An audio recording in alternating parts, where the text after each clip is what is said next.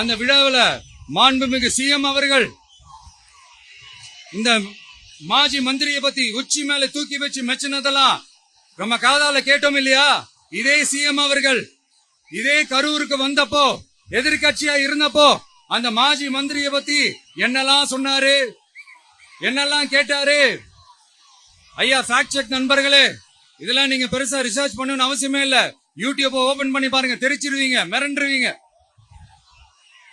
இந்த திமுகவுக்கு இந்த மாஜி மந்திரி இப்ப என்னவா இருக்கிறாரு அப்படின்னு மக்கள் பேசிக்கிறாங்க தெரியுமா?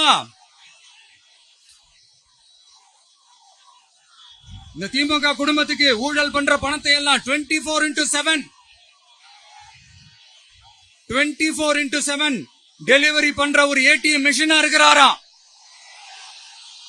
அப்படின்னு நான் சொல்லுங்க, ஊருக்குள்ள பேசிக்கிறாங்க.